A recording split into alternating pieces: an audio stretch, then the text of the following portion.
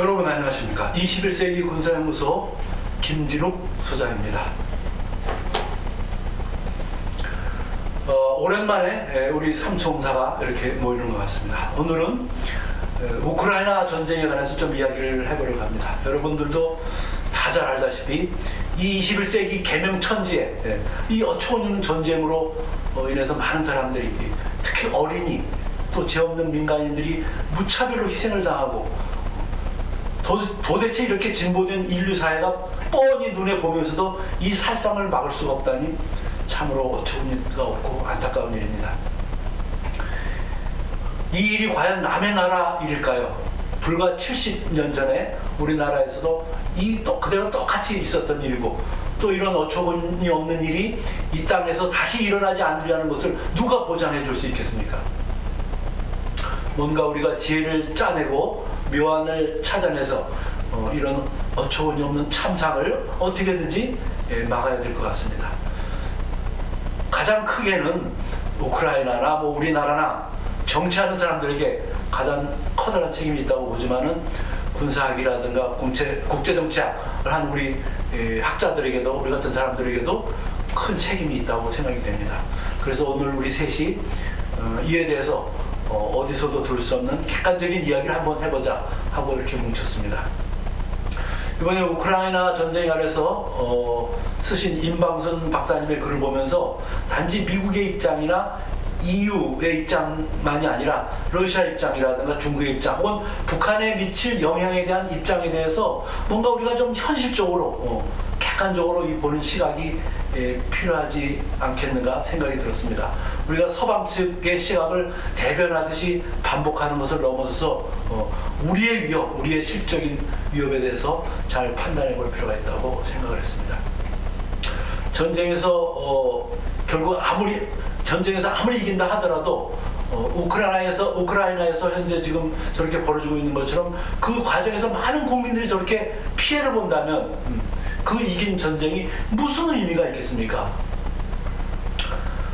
그러면 정경영 박사님께서 발제를 해주시고 이어서 임방순 박사님과 제가 함께 토의를 해보겠습니다. 정 박사님 부탁드립니다. 네.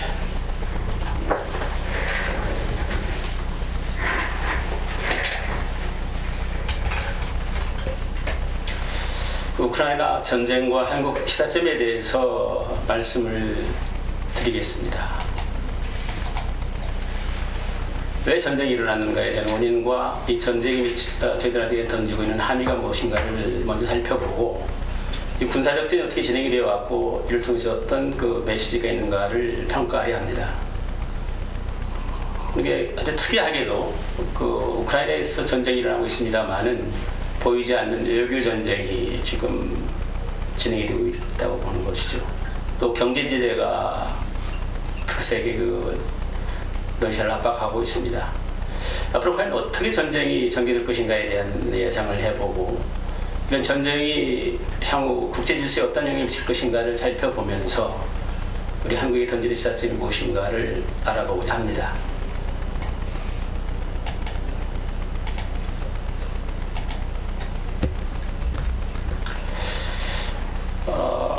작년부터 이 서방 측의 미국, 프랑스, 독일의 정치 지도자들이 푸틴과 만나서 이 우크라이나 사태를 놓고 외교적으로 협상을 해 왔었습니다.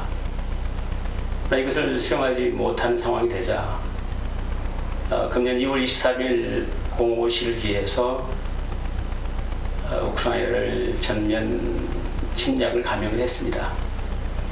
오늘 4월 9일 현재 뒤가 40일이 되겠습니다만은 이 흑해 지역을 포함한 연안 지역이 전부 다 지금 러시아가 장악을 하고 있고, 이 동부 중에 또 북동부 지역이죠. 돈바스 지역이 러시아가 거의 한 85% 정도 지금 러시아군이 장악을 한 상태입니다. 오늘 키예프까지 진격에 갔습니다만은 우크라이나군이 의외로 또 선전해가지고 반격하는 상황이 되고, 이런 상황에서 과연 러시아가 이길까? 혹은 우크라이나가 작전에 실패할까? 이런 것을 얘기할 수 없는 상황이라고 봅니다.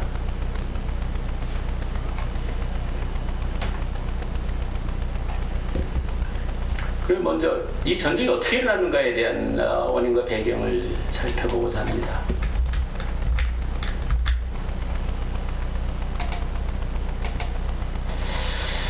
케네시 waltz에 의하면은 전쟁은 이 세 가지 요소가 복합적으로 작용해서 전쟁이 일어난다 하는데, 이 관점에서 과연 어떻게 해서 전쟁이 일어났는가를 좀 분석하고자 합니다. 개인적인 측면, 또 국내적인 측면, 또 국제적인 체제가 상호역 작용을 하면서 전쟁이 발생한다는 것인데, 이 푸틴이라는 존재는 스스로 생각하기를 짜르로 인식하고 있습니다.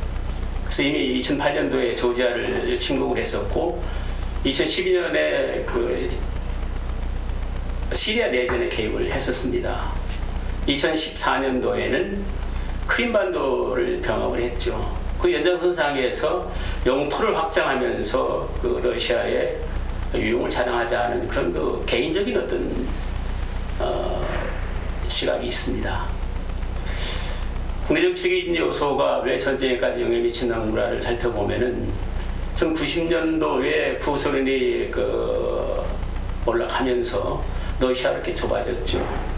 그렇게 되다 보니 그 이후에 수많은 그 수모를 당했습니다. 정치적인 영향력을 행사할 수 없을 뿐만 아니라 경제적으로 엄청나게 그 쪼그라들었죠. 그러니까 실질적으로 러시아 국민들이 느끼는 그 러시아라는 나라에 대해서 상당한 모멸감과 자괴심이라고 할까요? 이런 것들이 끊임없이 작용해 왔던 것인데, 이 푸틴이 등장하면서 이러한 그 상처받은 러시아 국민들의 그 기상을 좀 끌어올리겠다 하는 그런 메시지를 끊임없이 전달을 하거든요. 그렇다면은 우크라이나까지 침략을 해서 영토를 확장해가지고 구소련의 엠파이어 제국을 부활시키자 하는 이런 것이 먹혀 들어간 겁니다. 그러고 국제적인 체제 면에서도 상당한 정도 위협을 받고 있었던 것이 사실이었죠.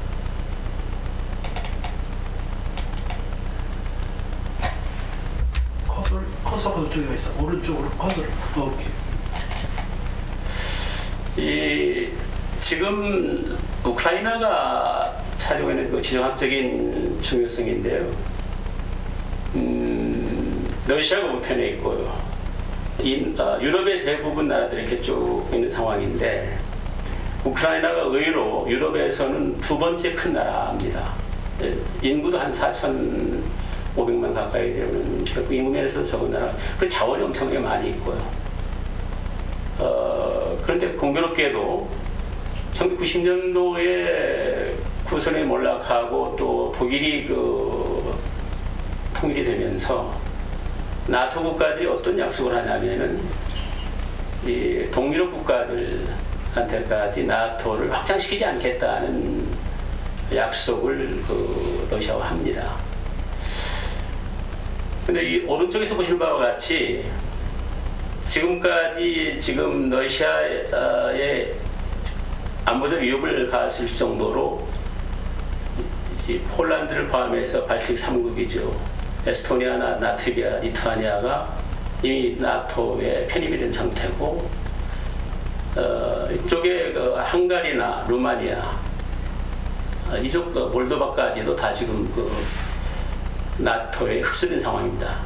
딱 하나가 남아 있는데 이 우크라이나입니다. 우크라이나가 나토에 편입되지 않다 보니까 실질적으로 유럽의 이 소련으로부터 위협을 막아낼 수 있는 것들 다 이제 그 소련 러시아와 딱 맞닥뜨려서 있는 상황인데, 우크라이나만 유별나게 이렇게 지금 나와 있습니다. 무슨 얘기냐면은 러시아 입장에서는 역사적으로 끊임없이 나폴레옹 전쟁도 치렀고 또 1차, 2차 세계대전을 치르면서 이 유럽 국가들로부터 많은 침략을 당했던 그런 트라우마가 있습니다. 지금 이런 상황이 된다면은 자칫하면은 러시아 나라 전체까지도 도전을 받을 것이라는 그런 위기의식을 느꼈던 것도 사실이었던 것 같아요. 근데 이 우크라이나까지 만약에 이 나토에 편입이 되는 상황이 된다면은 완전히 적대 국가로서 에워싸워 있다 보니까 러시아의 안보는 상당한 정도 도전을 받는다는 인식을 갖게 됐고, 또 러시아가 볼 때 우크라이나가 2019년도 젤렌스키가 대통령이 되면서 러시아의 헌법에 가입을 하겠다는 것을 한 상황이 되다 보니까 이건 아니라고 봤던 거죠. 그래서 전쟁을 할 수밖에 없었다는 얘기들이 나옵니다. 근데 또 못지않게 우리가 눈여겨봐야 될 대목은 이겁니다.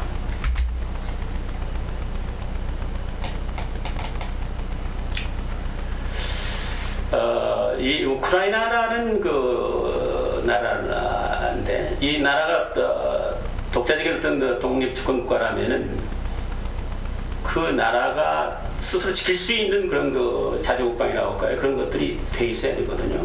상당히 부강한 나라가 돼야 되는데, 어인 일인지 1991년도 그 소비에트 연방공화국의 일원이었던 이 나라가 독립이 되면서 떨어져 나오는 거죠. 그렇게 됐는데 어떻게 통치를 제대로 못했는지 이 나라가 완전 실패한 국가로 된 겁니다. 예를 들면은 폴란드 같은 경우는 지금 1인당 GNI가 31,000불입니다. 근데 여기 뭐 800불밖에 안 되게 되다 보니까, 그리고 실질적으로 구소련 연방에 있을 때는 우크라이나가 가장 잘 살고 또 군사적으로 핵을 보유하고 있는 상태였기 때문에 어떤 면에서는 상당히 그 부강한 나라였던 거죠. 근데 지금 보면은 그 당시에 3분의 1 정도로 이 경제적인 수준이 떨어졌습니다. 그리고 정치적인 혼란과 사회적인 불안감, 경제적으로 이렇게 그 낙후되다 보니까 이 나라가 돌입할 수 있는 자체가 아닌 것이죠. 그러다 보니까 러시아 입장에서는 이거 참 요리할 수 있다는 생각을 했던 것으로 저는 봅니다. 이게 이제 우리 전쟁을 통해서 알아볼 수 있는 가장 중요한 그 메시지가 있다고 보는데, 전쟁이라는 것은 외부적인 적대 세력이 등장해서 침략하는 경우도 있습니다만은 못지않게 내환에 의해서 이런 나라는 뭐 침략을 하면은 그만 먹을 수 있겠다는 이런 생각을 하게 되는 상황이 되다 보니까, 참 나를 똑바로 지키고 관리하고 나를 잘 세워야지 전쟁을 막을 수 있는 것이다 하는 생각도 하게 되는 것이죠. 그리고 러시아의 우크라이나 침공을 보면서 국제정치는 양국강식의 그 어떤 공세적 현실이라고 합니다만, 이것이 여전히 판을 치고 있지 않냐는 것들을 우리가 주목해야 된다고 봅니다.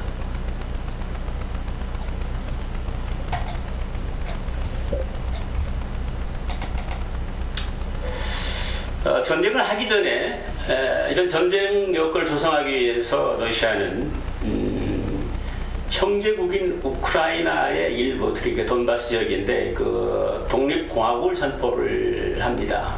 그래서 이 나라를 우리가 해방시켜야 되는데, 이 나라는 형제국이라는 생각을 갖고 있어요. 아시겠습니다만은 브레즈네프나 포시킨이 이 우크라이나 출신입니다. 그리고 우크라이나 그 인구 구성도 보면은 러시아의 인구가 한 30%가 되고 그 우크라이나 인종이 한 70%인데, 의미로 여전히 그 우크라이나가 러시아의 인구들이 여전히 있다 보니까 상당히 형제국가라는 인식도 분명히 있는 것 같아요. 그래서 아까 말씀드렸듯이 그 나토가 이 우크라이나까지 확산되는 것은 있을 수 없다는 얘기를 하면서 대대적으로 캠페인을 벌립니다. 그러면서 전쟁이 일어나기 전에 대규모 탄도미사일을 발사하면서 무력시위를 합니다. 만약에 서방 측이 개입을 한다면 전면제를 불사하겠다는 어떤 메시지를 전해주는 것이죠. 그러면서 그 전쟁을 일으킨 것은 전쟁이 아니고 이 분리공화국을 선포했던 이 돈바스 지역을 해방시키기 위해서 하는 이 군사 특수작전을 수행하기 위해서 한다는 명목을 내세워가지고 칩니다. 이제 보면은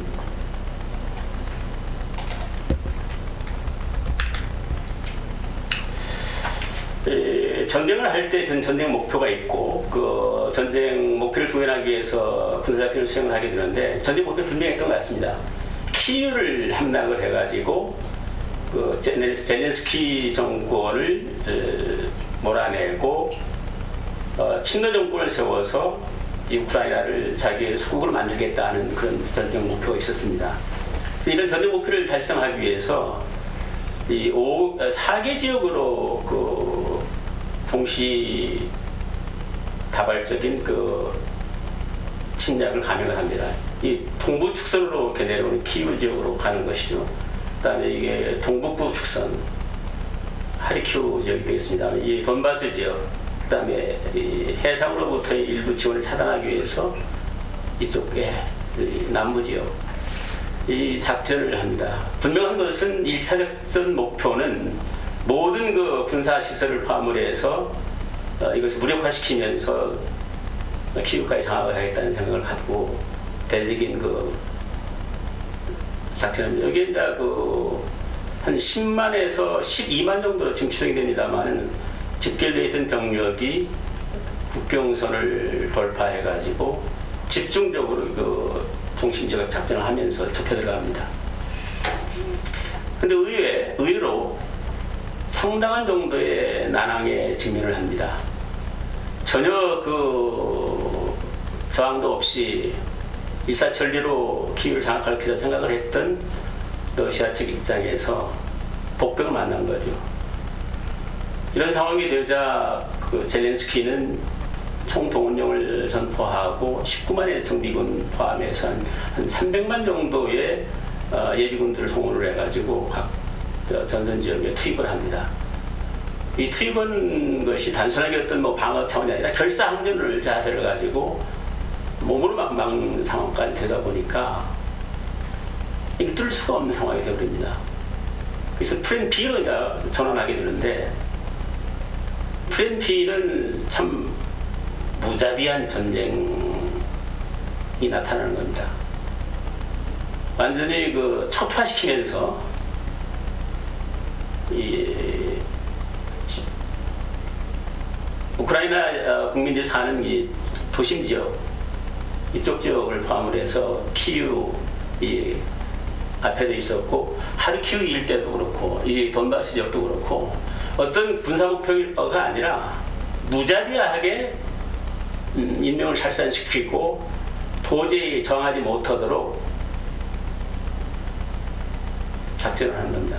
여기 작전의 주안이 뭐냐면은 이 도심 지역을 완전히 초토화시키고 그다음에 난민이 발생을 해가지고 여기에 있는 주민들을 전부 다 타 지역으로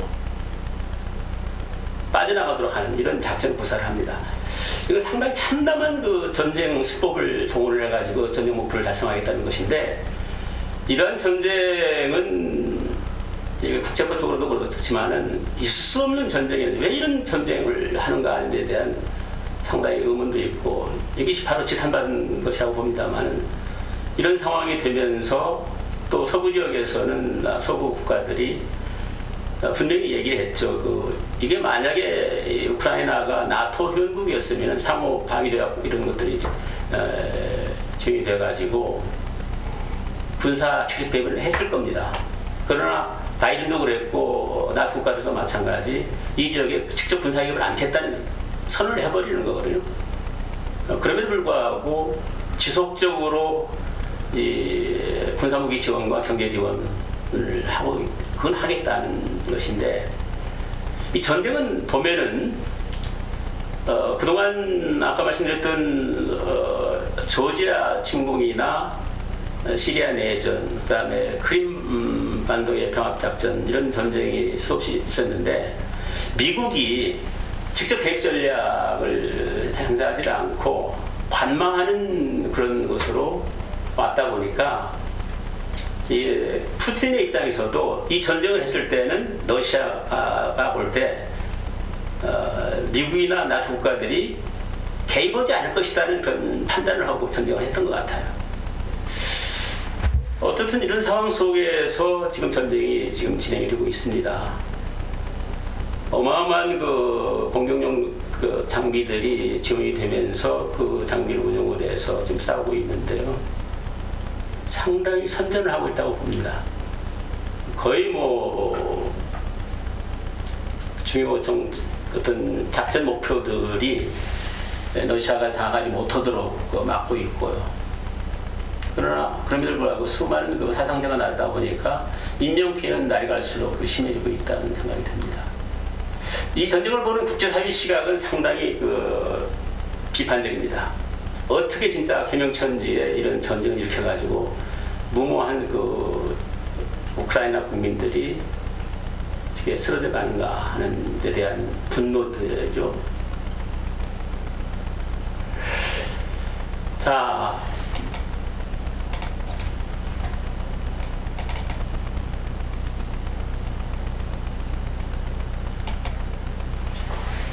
포소에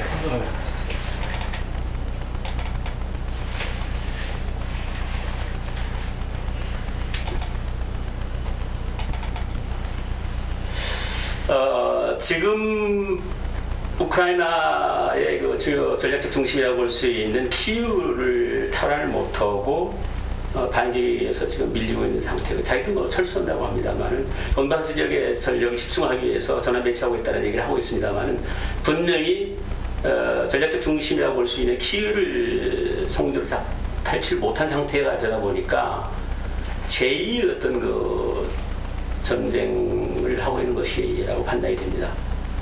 그러면서 지금 수많은 그 전사상자가 발생을 했죠. 우크라이나 군대는 의외로 상대적으로 한 4천여 명 정도 전사상자가 있는데 비해서 러시아군은 15,000명까지 지금 전사자가 있는 것으로 추정이 됩니다. 2003년도에 있었던 미국의 이라크 전쟁 시에 바그다드를 점령할 때까지 부사잡기 독립되는 그 시점이 되게 한 20일 작전이 이루어지는데 그때 미군의 희생자는 453명이었습니다. 그것과 비교한다면 말할 수 없는 정도로 러시아 군대의 피해가 극심하다는 것을 알 수가 있고요. 근데 예외적으로 또 이제 이 우크라이나의 난민들이 한 400만에 가까이 되고 있습니다. 인접 지역인 폴란드가 무려 200만이 넘어섰고요. 헝가리 50만, 볼로비아 뭐 그 이쪽에 독일을 포함해서 30만, 미국도 지금 한 10만 정도를 지금 받아들이고 있습니다만은 이건 뭐 참 상상할 수 없는 참상 아닙니까? 이런 사태가 벌어지고 있는데 정확하게 이 우크라이나 전쟁을 군사적인 측면에서 분석할 필요가 있다고 봅니다. 과연 전쟁지를 제대로 하고 있는지에 대한 의문점입니다. 이른바 최고사령관이라고 볼 수 있는 푸틴이 이 전략적인 지침을 제시를 하면서 전쟁을 하고 있지 않다는 것들이 상당히 나타나고 있는 겁니다.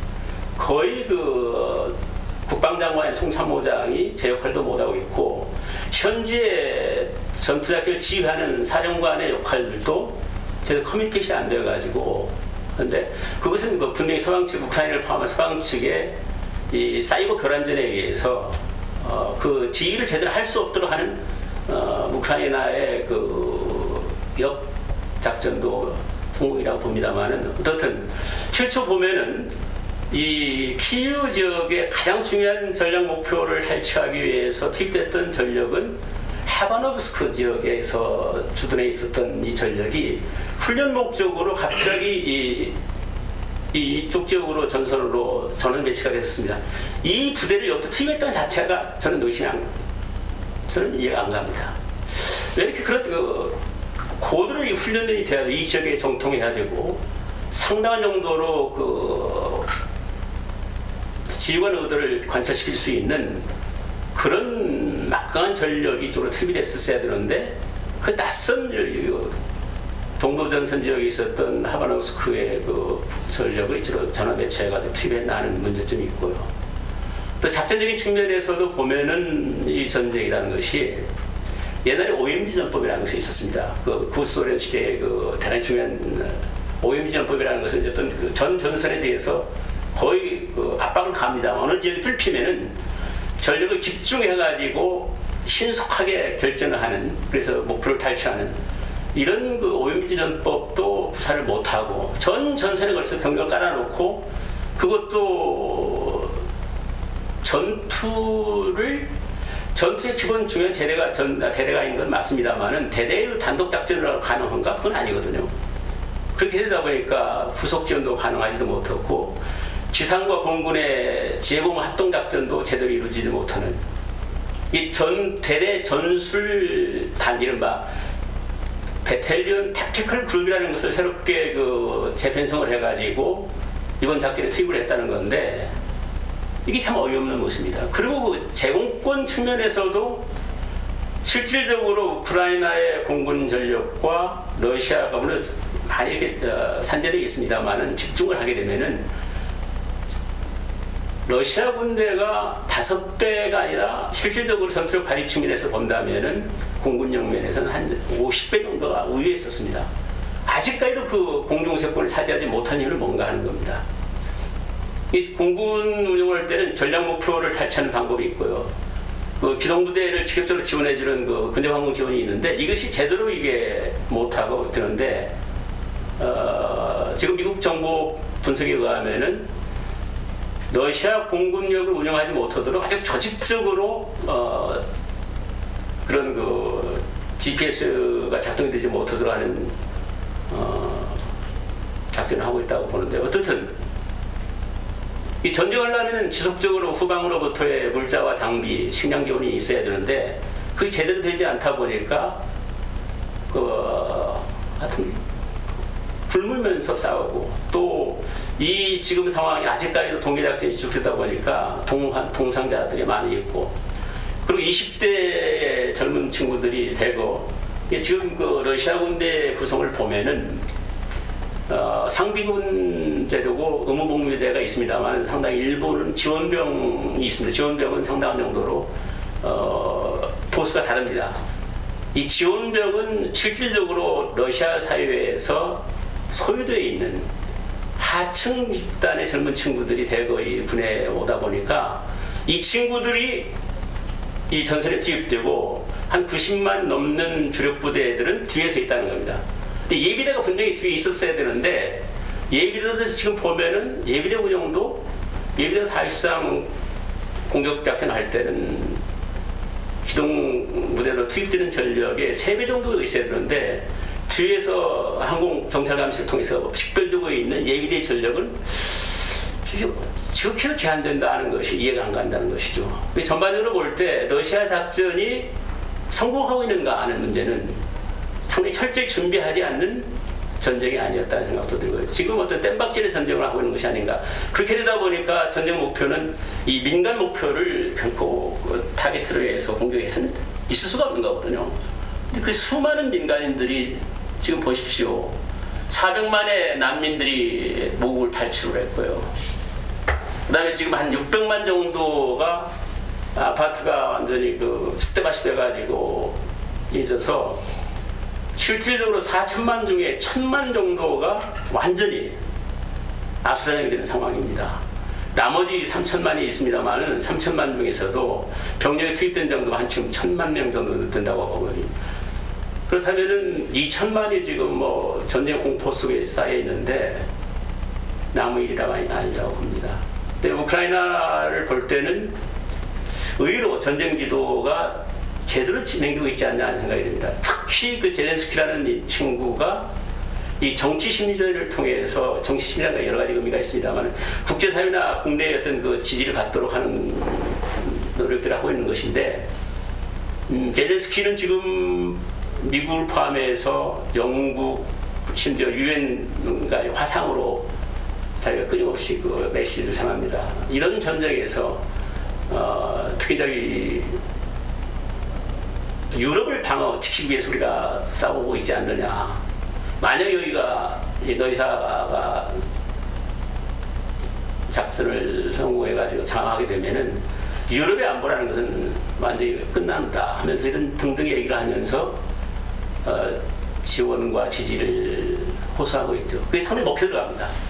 상당한 정도로 지금 국제사회의 여론은 러시아 쪽에 있지 않고 그 자유를 수호하기 위해서 항전하고 있는 우크라이나가 승리할 수 있도록 하는 이런 이 전쟁제도, 항전의지. 이 항전의지는 의외로 많은 사람들, 다른 시각에서 얘기하는 사람도 있습니다만은 실질적으로 1931년, 35년 사이에 이 스탈린 때 이쪽 지역에 많은 것이 있었는데 여기에 한 300만이 몰살 죽음을 당합니다. 스탈린이 상당한 정도로 피를 흘리고 그 러시아를, 북소련을 장악했던 친구인데 이 우크라이나, 그 다음에 그 체렌스키, 체첸스키인가?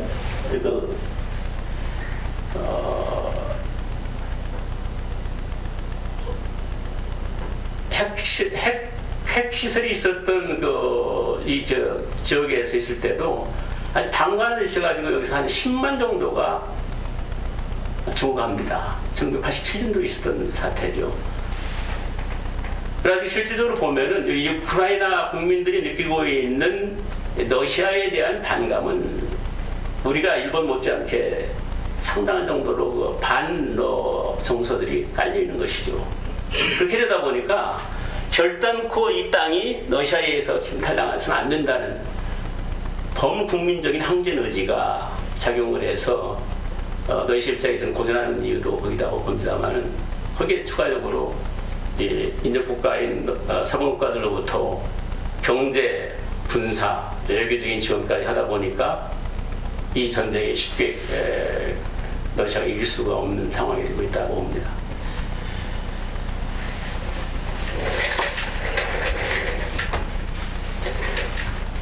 이 커서가 여기 있고 이렇게 하면 이쪽에 있지. 여기가 작성되는 것 같아서. 네. 근데 이제 이걸 하면 이게 지금 약간 밀려가지고 잠깐만 여기서 지금 이 커서가 밀려서 이걸 좀 약간 조정할 거.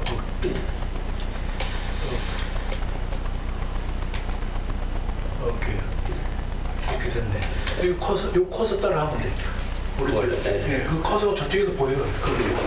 미안합니다. 네. 지금까지 군사적인 측면에서 살펴봤고요. 외교적인 측면과 경제적인 측면을 좀 우리가 주목할 필요가 있습니다. 실질적으로 우크라이나의 핵을 폐기할 때 부다페스트 조약이라는 걸 체결을 합니다.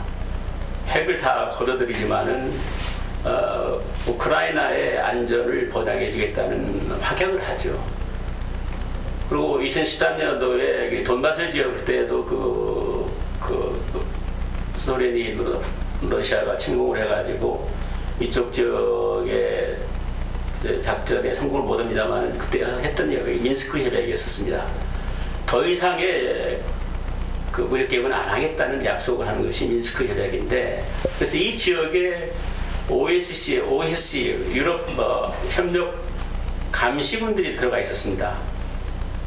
그럼에도 불구하고 조약이나 협약을 유린하고 무력으로 침공을 했다는 것을 본다면은 참 이런 평화조약이 됐든 이런 부다페스트 조약이 됐든 이런 것들이 침 앞에는 무기력하지 않냐는 것을 우리가 느낄 수가 있고요. 지금 러시아는 이런 외교전을 동시에 하고 있습니다. 경제 제재를 하는 국가에 대해서는 자기들한테 싸우겠다는 것으로 판단해서 그들 나라와도 전쟁을 불사하겠다는 얘기들을 하고 있고요. 결코 전쟁을 바로 끝내는 것이 아니라 우크라이나가 완전히 무장을 해제시키고 젤렌스키를 제거할 때까지 전쟁을 강행하겠다는 얘기도 하고 있고요. 상황에 따라서는 우리 러시아의 어떤 국가 존립에 도전이 있다면은 핵도 불사하겠다. 그래도 이것이 정확한 평가인 것 같아요. 판단인 것 같아요. 지금 최근에 ICBM을 북한이 발사를 했지 않습니까? 3월 25일 날 했었는데 이것도 지금 러시아와 북한 간에는 모종의 어떤 배후 어떤 미래이라고 할까요? 이런 것들이 지금 분명히 있다고 봅니다. 왜 이런 것을 주목하냐면은 베트남 전쟁 시에 실질적으로 미군 전력이 베트남 전쟁에 집중하지 못하도록 분산시키기 위해서 소련과 당시 중국이 사주를 해가지고 북한으로 하여금 한반도의 긴장을 고조시키는 사태들이 계속 발생을 합니다. 1.1 사태가 그랬었고요. 삼척울진 그 대규모 200명 이상의 그 무장 게릴라지 침입했던 것도 그렇고요. 푸에블로 납치도 그랬고요. 121기가 추락하는 것이 그래가지고 이때 이 북한이 그냥 스스로 저지른 것 못지않게 이 베트남 전쟁을 지원해주기 위해서 미군의 전력을 한반도로 분산시키기 위한 이런 작동을 했다는 것들도 뒤늦게 지금 평가가 되고 있는데, 이런 것들도 지금 러시아와 북한, 심지어 중국까지도 다 아시는 것입니다만은 동계올림픽 있기 전에 러시아 그 푸틴이 베이징에 갔지 않습니까? 그래가지고 중요한 그 합의를 합니다. 이미 다 우크라이나 침공하겠다는 것은 뭐 시진핑도 내가 전폭적 지원을 해준다는 그런 합의가 있었던 것 같고요. 지금 알게 모르게 군사적인 지원이 있다고 봅니다만은 그 노출은 안 되고 있는 것 같습니다만은 무기를 요청하기도 있고, 북한한테도 무기 지원을 요청하고 있지 않습니까? 북한은 뭐 심지어 뭐 공식적으로 지원해주겠다는 얘기가 나오고 있고요. 이런 것들을 볼 때 단순히 러시아도 중국이나 북한으로부터 상당한 군사적 지원을 받으면서 전쟁을 하고 있지 않냐는 의혹이 있는 것이고요. 유엔에서는 러시아 철수 결의안을 채택을 하죠. 그리고 최근에 또 유엔 인권이사회로부터 러시아를 추방하는 결의안이 채택이 됐습니다. 근데 여기에 행보를 보면 북한과 중국의 행보가 참 우리가 주목할 필요가 있습니다. 정반대를 합니다. 집권도 하고요. 어떻게 그럴 수가 있을까? 주권 국가를 침략한 러시아의 불법 행위를 존중한다는 표시 아니냐는 게 이제 북한.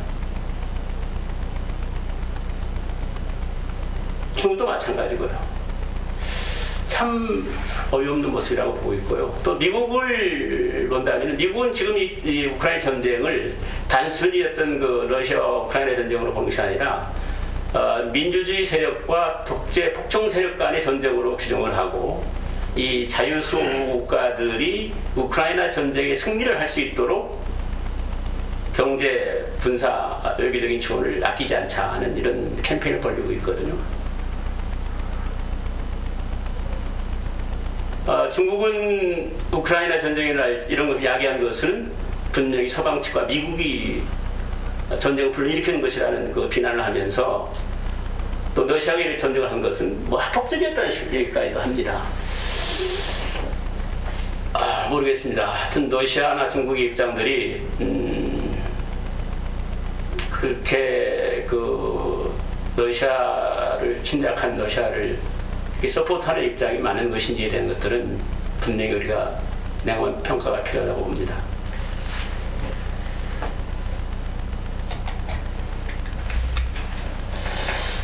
경제적인 측면에서 이미 그 국제연관통신협회라고 볼 수 있는 스위프트를 다 차단해 가지고 일체 그 러시아가 국제사회와 경제협력을 하지 못하도록 차단시켰습니다. 이건 어떤 의미가 있냐면은, 이런 결제를 모든 것이 무역을 하든 외국과의 경제 교류가 이렇게 되면은 이런 이 통신망 체제를 통해서 이루어지는데, 이것을 완전히 단절했다는 것은 거의 그 경제 활동을 하지 못하도록 마비시켰다는 얘기가 됩니다.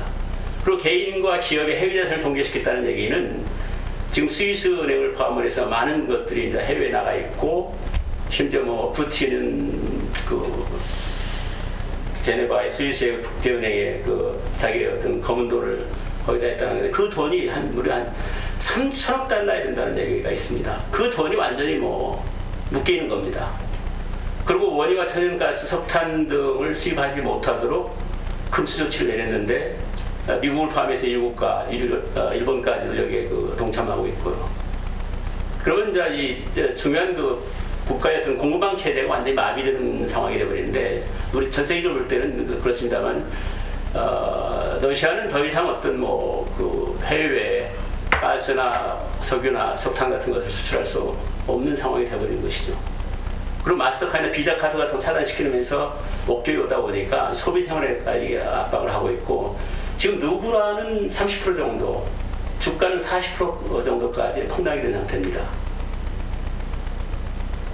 만약 이런 일일 지금 전쟁 비용이 뭐 크게는 100억 달러, 작게는 뭐 20억 달러라고 얘기합니다만, 이 천문학적인 전쟁 비용을 출혈을 흘리면서 전쟁한다는 것이 참 어이가 없는 것이지만은, 전쟁이 끝났다 하더라도 이렇게 무너진 그 경제를 재건시키기 위해는 꽤 오랫동안 수십 년이 걸릴 것이라는 얘기도 나옵니다. 이 전쟁을 통해서 국제사회 같은 글로벌 공급망이 지금 완전히 재편되고 있는 상황입니다. 말씀드렸듯이 이런 그 에너지를 포함해 가스, 식량, 원자재가 더 이상 우크라이나나 뭡니까 그 러시아로부터 이렇게 순환될 수 있는 체제가 안 되기 때문에, 이것이 이제 가스 같은 경우는 원유 같은 것인 경우는 오페크 국가라고 볼 수 있는 사우디 중동 국가로서 더 많이 생산할 수 있도록 하고, 심지어 미국의 셰일가스를 집중적으로 지금 개발하고 있고요. 남미 지역에 있는 많은 국가들이 그런 그 가스를 상당히 조금 개발하지 않았는데, 그쪽이 엄청나게 지금 개발하면서 세계에 그 가스와 원유를 공급할 수 있도록 지금 재편되고 있는 상황이거든요. 그 이유나 나토 국가, G7 국가들은 어떠서 이 전쟁을 통해서 서방 경제에도 영향을 미치다 보니까 이것을 어떻게 할 것인가를 놓고 또 고민하는 상황이 되고 있습니다. 그래서 이 전쟁이라는 것은, 21세기 전쟁이라는 것은 단순히 어떤 특정 지역에 국한된 것이 아니라 세계 경제까지도 흔드는 엄청난 그 파괴력이 있다는 걸 본다면은 전쟁을 섣불리 해서는 안 된다는 얘기가 나오는 것이죠.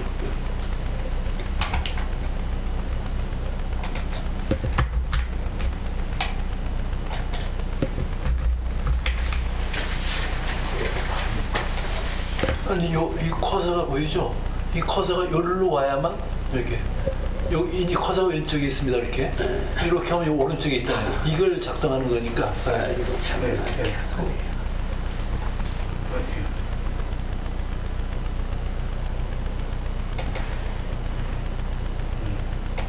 배꼽 보이죠? 네. 앞으로 향후 우크라이나 전쟁은 어떻게 전개될 것인가, 네 가지 시나리오를 상정해 볼 수가 있겠습니다. 최초 러시아가 추구하고 있는 키우를 함락하고 친러 정부를 세워서 우크라이나를 완전히 복속시키는 이 시나리오 하나가 있을 수가 있고요. 지금 현재 거의 그 85% 정도 장악하고 있는 이 동부 지역을 더 완전히 그 점령을 해가지고, 그러면서도 우크라이나가 더 이상 그 무력을 하지 못하도록 비무장시키면서 이전에서 협상을 통해서 전쟁을 끝내는 방법, 혹은 계속 그 서방으로부터의 군사적인 지원이 있다 보니까 그걸 완전히 차단시키기 위해서 또 확전시키는, 볼로비아랄지는 그 헝가리 지역까지도 더 침략에 들어가는 이런 상황을 상정해 볼 수가 있고요. 엄청난 서구의 지원을 받으면서 승승장구해가지고 우크라이나 군이 러시아 군을 완전히 경멸해가지고 패퇴시켜서 승리하는 이런 시나리오를 상정해 볼 수가 있습니다. 여기는 아주 복합적인 요소가 작용이 된다면 푸틴의 의지도 상당히 중요하다고 봅니다. 푸틴이 어떤 경우에도 계속 전쟁을 하겠다면은 이 전쟁을 오래 지속될 수밖에 없는 상황이 아닌가 하는 생각도 들고요. 그리고 국민들의 지금 전쟁 지지가 얼마만큼 있느냐는 그 통계, 지금 여론조사에 의하면은 러시아 국민들로부터의 이 전쟁 지지가 한 85%라는 얘기가 나옵니다. 상당한 지지를 받고 있다고 저는 봅니다. 이거 대단히 중요한 요소인데, 전쟁할 때는 국민의 지지가 없는 전쟁은 승리할 수도 없고 지속될 수가 없다는 차원에서 이 변수도 또 의외로 또 반전에 부딪히면은 전쟁을 어쩔 수 끝낼 수밖에 없는 요소도 있고요. 의외로 사상자가 엄청나게 늘고 있습니다. 지금 15,000이라고 하는데 5만 뭐 하면은 실질적으로 전투 병력이 이렇게 그 쓰러져 가게 되면은 전의를 상실해가지고 전쟁을 지속할 수 있는 의지를 말살시키다 보니까 전쟁 필수할 수 없는 것이죠. 또 후방으로부터 했던 그 군수 지원을 포함을 해서 지속 능력이 있는가 하는 문제인데 의외로 지금 보니까 이거는 약하다 하는 생각이 들고요. 또 중요한 요소는 중국의 변수입니다. 중국이 과연 직간접적으로 이 군사 경제 지원을 아끼지 않게 되면 또 상당한 정도로 영향을 줄 것이라고 봅니다. 이 경제 제재인 것이 들이닥치게 되면은 못지않게 전쟁을 수행하는데도 영향을 줄 수가 있고요. 우크라이나 입장에서 이 항전 의지는 꺾일 것 같지 않습니다. 상당한 정도로 그 한치의 땅도 양보하지 않겠다. 심지어 크림 병합된 크림 지역도 탈환하겠다는 그런 그 결사항전 의지가 있고, 또 서부 지역도 결코 우크라이나가 패전하지 않도록 방관하고 있겠다는 자세가 아니고 상당한 정도 지금 지원하고 있죠. 국제사회 마찬가지입니다. 이것이 향후 전쟁의 양상에 상당한 영향을 미칠 것이라고 봅니다만은 제가 판단할 때는 이 두 번째 시나리오 갈 가능성이 있다고 봅니다. 러시아의 급격한 전사자가 급증하고 있고요. 경제 제재의 압박도 지금 피부로 지금 느끼고 있고요. 국제사회로부터 완전히 고립된 상태고요. 또 한편 우크라이나도 뭐 어마어마한 지금 전사자가 그 민간인을 포함해서 속출하고 있지 않습니까? 그렇게 된다면은 또 이미 그런 제안을 또 했어요. 이 돈바스 지역은 어느 정도 그 분리시켜서 크림처럼 분리하고 나토에 가입을 포기하겠다는 또 얘기를 하고, 그러면서도 그 자기 나라 어떤 안보에 대해서는 보장해주는 이런 선에서 그렇게 되면은 러시아 입장에서도 우크라이나의 상당 일부 지역인 돈바스 지역을 자기 지역으로 장악을 하고, 그다음에 최종적으로 가장 큰 이유는 우크라이나가 나토에 가입하지 않겠다는 것을 확인을 받아내면은 그 우려도 부식할 수 있기 때문에 러시아의 입장에서도 수용할 수 있는 안이 아닌가 하는 생각이 듭니다.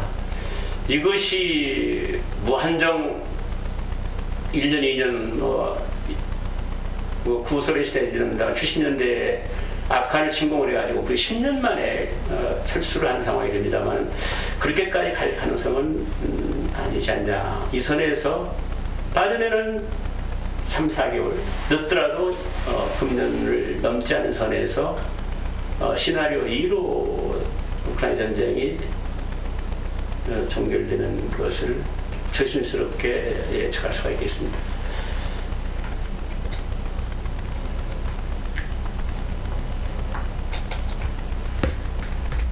또 그러네. 자, 이런 전쟁은 시간의 문제가 되겠습니다만 상당한 정도로 국제 질서에 파장을 줄 것으로 예상이 됩니다. 소그라판을 포함해서 미국이 주도하는 그 민주 질서가 완전히 강화될 것이고요.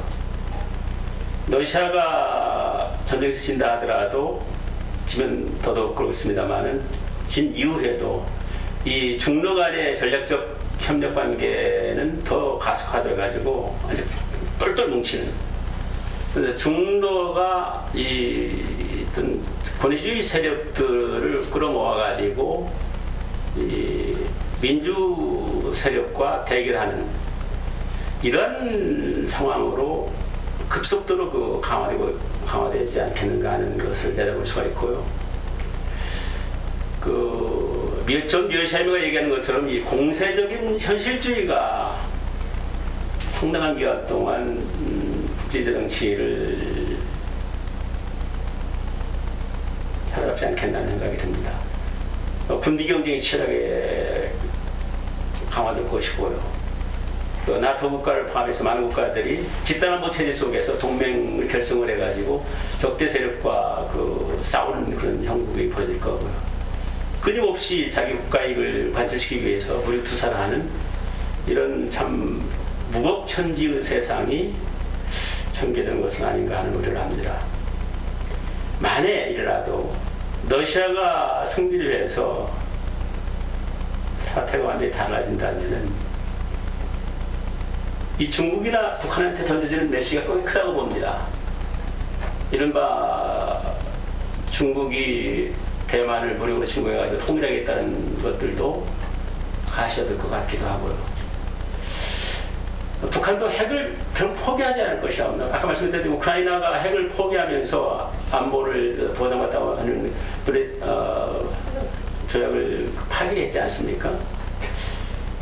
핵이 없으면 또 미국으로 또 침략을 받지 않냐는 그런 우려를 분명히 할 수도 있을 것 같고요. 핵을 결국 포기하지 않을 것이다. 그리고 준비된 상태에서 과감하게 군사행동을 하면은 이 성공할 수 있을 것이라는 이런 어떤 그런 메시지를 또 줄 것 같아요. 잘못된 시그널입니다만은. 그리고 미국이 이렇게 하는 걸 보면서 미국이 군사개입을 하지 않은 걸 보니까 물론 조합미군이 있기 때문에 좀 상황 문이 다르죠. 우리 한미 간에는 뭐 동맹에서 전쟁이 나면은 뭐 자동 개입은 아닙니다만은 분명히 개입할 것이 분명한데 미국 개입을 안 할 것이다 뭐 이런 생각도 할 수 있을 것 같아요. 또 경제지대를 하고 있지만은 경제지대는 뭐 어느 정도 참을 수가 있는 거예요. 하루 이틀 당한 것도 아니기 때문에 북한이 만약에 우크라이나에서 전쟁에서 러시아가 승리한다면은 북한이 일을 저지를 수 있는 그 가능성은 상당히 높아지지 않는가 그런 우려를 합니다.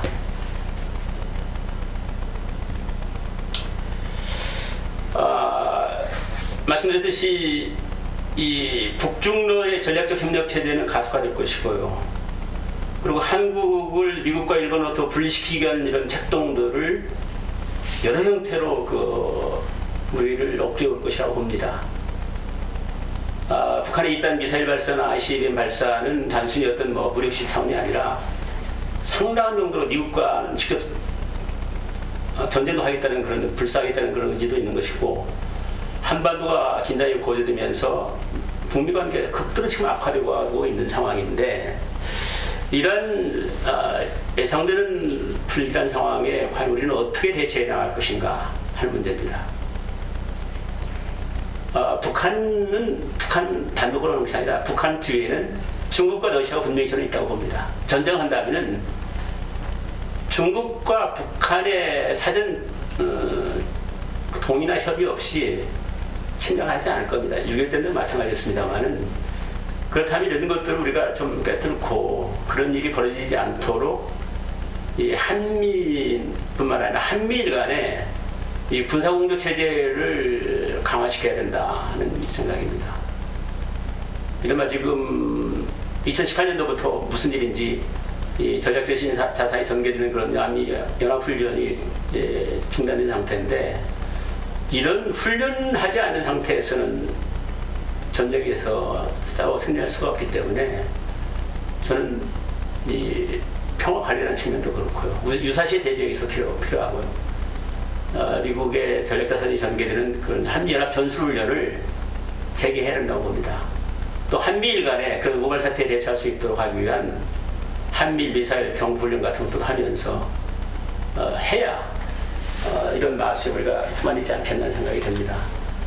또 그러면서도 이런 상당히 지금 한반도 사태가 지정학적으로 리스크가 지금 진행되고 있는데 꼭 군사적인 측면에서 대처하는 것 못지않게 이 간접 접근 전략을 통해서 한반도의 평화를 관리하며 나가는 이 노력들도 저는 필요하다고 봅니다. 이른바 이 남북관계가 각을 세우면 세울수록 전쟁으로 치달을 수 있는 가능성이 있다 보니까 남북 간의 화해와 협력을 통해서 전쟁이 없는 나라가 될 수 있도록 한반도가 될 수 있도록 하기 위한 그 노력들은 필요하다고 봅니다. 거기는 또 미국과 중국의 어떤 협조가 필요하다고 봅니다만은 이것은 상당히 참 중요하다고 봅니다. 지금 전략적 인내를 가지고 북한을 상대하고 있다고 봅니다만은 그건 아니라고 봅니다. 상당한 정도로 지금 북한이 핵을 실험을 더 하겠다, ICBM탄을 쏴대고 하는 것은 상당히 좀 위험하고 우리한테도 직접적으로 안보적 위협이 되고 있는데 이 문제를 좀 더 간접 접근 전략에 의해서 그런 것이 제대로 이루어지지 않도록 북한의 핵을 내려놓고 또 한반도의 평화 구축될 수 있도록 하기 위한 새로운 어떤 노드맵을 만들어 가지고 북한과 협상을 하면서 긴장이 고조되지 않고 비핵화도 해 나가고 한반도에 전쟁이 일어나지 않도록 하기 위한 그런 노력들도 필요하다고 봅니다.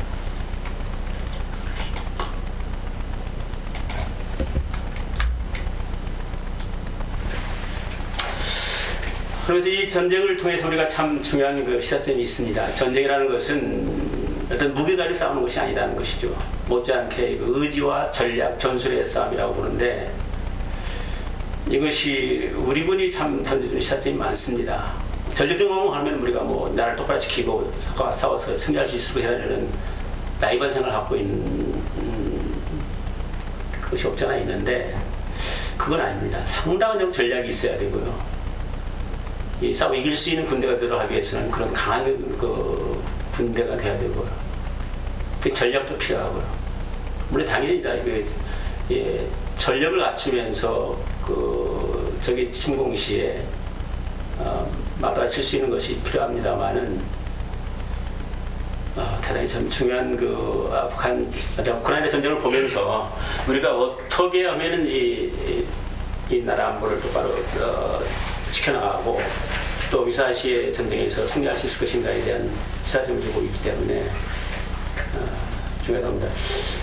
로마의 베게티우스 장군은 얘기합니다. 진정 평화를 원하거든 전쟁에 대비하라 하는 메시지 상당히 중요한 의미가 있는 것 같아요. 이처럼 우리 한국의 국민들의 안보시 해체되어 있고 갈기갈기 찢겨져 있는 우리의 어떤 그 국내 국민 통합이 안 되어 있는 면 또 무슨 이유인지 뭐 코로나는 등등 얘기를 합니다만은 훈련하는 그 강한 우리 군의 모습이 안 비치고 있는 이런 것들은 아니라고 보거든요. 그래서 좀 실전적 훈련도 강화를 해야 되고 이런 강한 군대가 있다는 것은 저기 감히 쳐들어오지 못하도록 하는 대단히 중요한 메시지가 있기 때문에 또 전쟁에서도 이런 강한 군대와 싸워서 이길 수 없다는 것을 하기 때문에 참 중요하다고 봅니다. 또 예비군 훈련도 거의 없는 상태에서 예비군 훈련도 대단히 중요한 것을 느끼게 되는 것이고요. 수없이 많은 민간인들이 저렇게 그 폭격으로부터 쓰러져 가고 있는데 그런 유사시에 대비해서 또 이것뿐만 아니라 지진이 나거나 이런 것도 필요할 때 이런 방공 훈련도 저는 필요하다고 봅니다. 그렇게 했을 때 어떤 그 국민들의 안보시도 재무장이 될 수가 있는 것이고요. 이런 강한 우리 그 나라가 북한으로부터 뭐 감히 쳐들어오지 못하도록 할 수 있는 것이 되다 보니까 참 우리가 재무장을 해야 된다고 봅니다. 참 참담한 우크라이나 전쟁을 보면서 판박이 전쟁에서 지금 반대편에서 일어나고 있다는 걸 보면서 참 무겁습니다. 6.25 전쟁 때 유엔군이 참전하지 않고 또 그 사이에 지원이 없었으면 전쟁에서 승리를 하지 못했을 것이고 우리는 북한 전문들 통치에 있었을 것인데 국제사회의 지원을 받아가지고 이 나라 자유민주주의를 수호할 수가 있었고 이 땅을 지켜냈지 않습니까? 그렇다면 저렇게 고통을 당하고 있는 우크라이나가 이길 수 있도록 경제적으로, 군사적으로, 여기적으로 좀 지원을 아끼지 않아야 되지 않나 하는 생각이 듭니다. 이상으로 발표를 마치고요. 되게 오늘 말씀드렸던 몇 가지의 이제 그 주제인 전쟁이라고 한다는 얘기를 합니다. 이게 전면전이 아니고 뭐 일부 지역을 보호하기 위해서 하는 특수작전이라고 러시아는 얘기합니다만 이런 문제랄지 지금 우크라이나부터 많은 지원 요청을 받고 있습니다. 그러나 이 공격용 무기 같은 거, 군사 장비를 포함해서 이것은 지원을 하지 않고 융수하고 있는데 지원할 필요가 있는가에 대한 문제 등등에 대해서 좀 진지한 토의를 했으면 좋겠습니다. 감사합니다. 예, 아이고, 뭐 아주 잘 발표를 해주셨습니다. 해주신 것 같고 지금 우리가 이제 이거 왜 띄우니 좋겠어? 앞에 우리만 나오면 되잖아. 우리만 나오게. 토론 이걸로 이렇게. 그렇죠. 예. 주제는 필요 없어요. 요쪽에 이제 커서가 이렇게 오고, 요 커서가 이쪽으로 그림자를 붙이고 왔다 갔다 하면서 이렇게 이제. 근데 지금 우리가 그 전쟁 관리, 뭐 안보 관리, 위협 관리, 뭐 결국 그거를 지금 뭐 국방장관이 하고 뭐 그런 거 아닙니까? 국방장관이 후배 아닙니까? 그렇죠. 후배가 그리고 그 많은 후배들이 지금 하고 있는 거 아닙니까? 그렇죠. 예. 그리고 이 사람들한테 의존돼 있는 사람들이 대통령도 의존돼 있고, 그렇죠. 뭐 이렇게 돼 있는 거 아닙니까? 그러면은 우리가 우리 후배들 다 잘 아는 거 아닙니까? 예, 예. 그래서 결국은 이 사람들이 어떻게 위협 관리를 잘 하느냐, 안보 관리를 잘 하느냐, 전쟁 관리를 잘 하느냐에 결국 달려져 있는 거 아닙니까? 예. 그래서 우리가 만약 하는 이야기들이 쓸모가 있다면은 이 사람들이 적극적으로 이걸 활용해야 되겠죠. 그렇죠. 네. 정말로 자기가 전쟁 관리를 잘 하려고 그런다면 다른 선배들은 어떻게 얘기하고 있는가? 당연히 알아보고 확인해보고 자기 주변에 있는 전문가들을 최대한 활용해서 전쟁 관리를 해야 되겠죠. 예. 국방장관도 마찬가지고 대통령도 마찬가지고. 그런 측면에서 우리가 한번 이 우크라이나 사태를 한번 이제 보자. 예. 아까 그 케네스 월스가 전쟁의 세 가지, 이건 아주 보편적으로 많이 이야기를 하고 있는 건데 사실은 어떤 개인적인 특성, 또 국제적인 어떤 국제 구조적인 문제, 그 세 번째 국내 상황, 우크라이나의 국내 상황, 또 러시아의 국내 상황, 예. 이런 것들인데 제가 첫 번째로 좀 말씀드리고 싶은 거는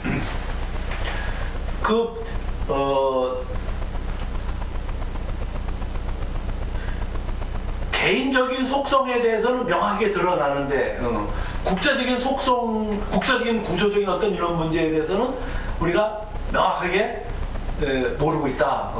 지금 여기에 미국의 이익에 대한 그 구도가 어떻게 되어 있는가, 이런 것을 우리가 정확히 모르는 것 같다. 예.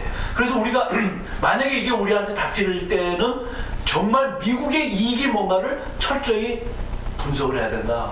지금 이 우크라이나 사태가 벌어지는 데 따라서 미국의 경제적인 이익, 외교적인 이익, 혹은 미국 국내 정치적인 이익, 바이든이라든가 그 정치적인 예. 이익, 이런 것들에 대한 분석을 오히려 북한 출신 학자들이 잘하고 있더라고요. 예. 북한은 계속 미국을 연구해왔기 때문에. 그렇죠. 아주 그걸 잘하고 있더라고요. 근데 우리 학자들 중에서 이 우크라이나 사태가, 러시아의 침공이, 이것이 미국의 경제적인 이익, 미국의 외교적인, 국제적인 이익, 그 여러 가지 미국의 에너지에 대한 이익, 혹은 바이든 정부에 대한 이익을 분석하는 사람들이 잘 없더라고요. 그래서 케네스 월스가 이야기한 세 가지 중에서 누구지? 푸틴이죠. 푸틴이나 젤렌스키는 우리가 너무 잘 안다. 예. 푸틴이라고 하는 것은 그 고르바초프에 대해서 강한 반발을 일으켜가지고 과거의 영광을 찾아야 되겠다, 뭐 해가지고 러시아 국민들이 같이 동조해가지고 저렇게 돼 있는 상황, 개인적인 특성에 대해서는 양쪽에 젤렌스키 코미디언 하다가 이렇게 나서가지고 아마추어죠, 뭐 사실은. 아마추어. 그리고 이런 개인적인 속성은 너무나 잘 알기 때문에 어떤 양상이 벌어질 거라고 하는 것은 너무나 잘 아는 거고, 국내적인 것도 잘 알고 그러는데, 그래서 우리가 그 관련해서 그런 얘기를 하셨기 때문에 미국의 이익은 제가 이 차원에서 접근하기 타당하다고 봐요. 미국의 질서를 이번 기회에 완전히 확고부동하게 구축을 하겠다는 의도가 분명히 있어요. 그래서 그동안 삐져나갔던 나토나 이 국가들이 이번 기회에 미국을 중심으로 자유진영의 세계 질서를 구축할 수 있는 찬스가 온 거예요. 또 그렇게 지금 쫙 끌려 들어가고 있다고. 그런 측면에서 상당히 이렇게 관전하고 있는 입장이지만은 근데 분명히 얘기를 했어요. 그 두 가지에 대한 제한 전쟁을 얘기합니다. 거기에는 군사 개입을 안 하겠다. 아까 말씀드렸듯이 두 번째는 그 비행금지 구역을 인정을 못 하겠다.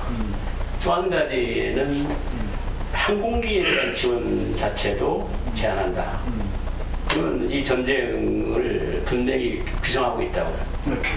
확장시키지 않겠다는 거죠, 분명히. 이렇게. 그러니까 직접 러시아와 맞붙어서 3차 대전으로 가는 것은 상당 정도의 난 자기도 경계한다.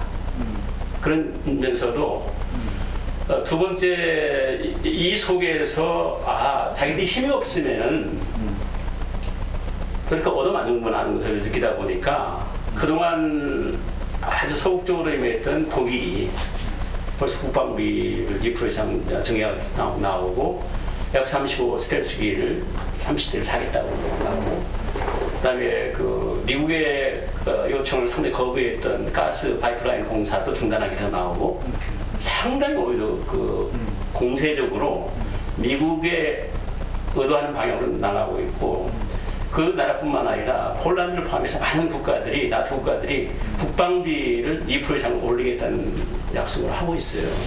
그런 측면에서 미국의 국가에게 미국이 주도하는 세계 재편에 상당한 정도 기여를 하고 있다는 측면에서 미국이 건드리고 크다. 두 번째는 경제적인 측면에서 거의 뭐 러시아의 가스를 포함해서 유럽은 특히 독일 같은 경우도 그렇지만은 30%가 아니라 60%를 의존하고 있었거든요.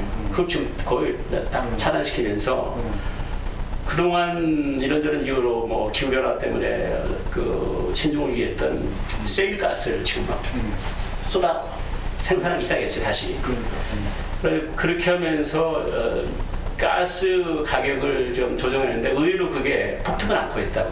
그 이유는 미국이 새로운 공급망의 소스로서 제공이 되면서 되고 있고 세 번째 국내 정책을 말씀드렸는데 11월에 중요한 그 선거가 있지 않습니까? 상원의원, 뭐 지사, 하원 해가지고 그때 상당한 정도 인기가 하락했던 푸틴, 그러니까 그 바이든의 그 지지도가 지금 막 급상승하고 있다고. 그렇죠. 이건 의외로 미국한테는 이 러시아의 그 우크라이나 침공이 피 한 방 안 흘리면서도 물론 많이 지원을 해줍니다. 아까 말씀드렸던 제브린이랄지 대전차 무기 같은 경우를 해서 그 군사 지원 아끼지 않습니다만은 그건 보면은 세 마리 피밖에 안 된다고요. 그 러시아의 전비 출혈에 비해서는 지금 미국이 우크라이나에 지원해주고 있는 인도적 지원을 포함한 군사적 지원은 약소하다고요. 근데 자기들 건지는 것은 경제적으로도 엄청나게 생기고 있다. 정치적으로도 국내정치적으로도 상당하다. 그렇게 볼 때는 미국의 이익이 엄청나게 이 러시아 전쟁을 통해 그러니까 지금 민간 피해가 막 나니까 지금 그게 이제 문제긴 한데 네. 그러니까 이제 미국에서도 이제 문제인데 민간 피해가 없다면 적당히 이걸 유지하면서 좀 국제 교통 정리를 하려는 그런 분석이 꽤 있단 말이죠. 거기에 추가해서 이제 그 군산 복합체라는 걸 들어보고 밀리터리 인더스트리얼이 무섭게 지금 움직이고 있다고. 그것은 미국의 국가에 결국은 그걸 통해서 무기 팔아가는 뭐 이런 것들도 분명히 작용하고 있어요. 그러니까 우리가 이 얘기를 뭐 미국을 아니 그건 뭐 미국의 자기 이익을 위해서 하는 거니까 우리가 어차피 우리는 미국하고 같이 동맹이 돼서 싸워야 되고 지켜야만 되는 거예요. 그런데 뭐가 똥인지 된장인지 몰라가지고 괜히 가려운데 미국이 가려운 데를 긁어줘야지. 그렇죠. 예. 오만 데를 여기 가려운데 우리가 뭐 오만 데를 긁으면 안 된다. X 안 된다 이 말이야. 그래서 그런 거를 우리가 잘 알아야만 미국하고 동맹이 돼서 진짜 동맹이 뭔가 미국이 가려운 데를 긁어줘 그래야만 우리가 이제 되는 거라 그래. 근데 그런 데 대한 거를 우리 정치학자들이 지금 정 박사님이 뭐 아주 잘 분석하고 계시고 이제 그런데 예. 그런데 그래서 제가 이제 개인적으로 제 생각에 이거는 맞을지 안 틀릴지 모르겠는데 가만히 보니까 그런 상황에서는 민간인들을 건드리는 게 미국도 이걸 빨리 빼는 빨리 제동을 전쟁을 종료시키는 데로 미국이 더 나아갈 수 있도록 하는 거가 또 국제 구도상으로도 민간인한테 막 피해를 주면은 이것을 종결에 대한 의도가 더 강해질 수 있는 그런 의도가 혹시 있는 거 아닌가? 이런 러시아가? 응? 러시아가 계속 치는 것에 대해서 러시아가 막 그렇게 플랜 B를 하려 이러는 거가 오히려 그런 거가 혹시 역설적으로 그런 거가 있지 않는가 그런 생각도 좀. 예. 우리 임 박사님도 좀 설명. 예, 정 박사님이 원체 전문적으로 각 분야별로 다 말씀을 하셔가지고 제가 특별히 드릴 말씀은 없습니다. 이제 제가 전공 이제 하고 있는 중국과 북한의 입장에 대해서만 이제 추가적으로 좀 말씀을 드릴까 합니다.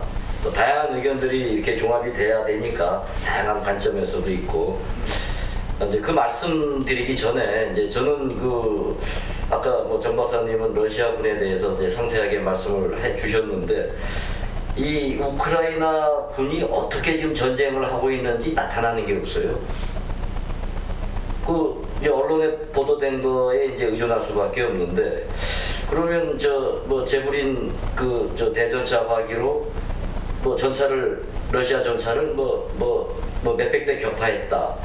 그 다음에 이제 스팅거 대공 미사일로 무장 헬기라든가 이런 거를 격추하는 모습들이 나오고 이 정규군이 어떻게 움직이고 있는 거는 전혀 지금 없고 지금 어떻게 러시아군에 대해서 좀 작전을 하고 있고 또는 주 전술은 뭐고 이런 것들이 없다 보니까 이게 지금 우크라이나 군이 어떻게 러시아군에 맞서서 지금 작전을 하고 있는지가 저는 굉장히 궁금합니다.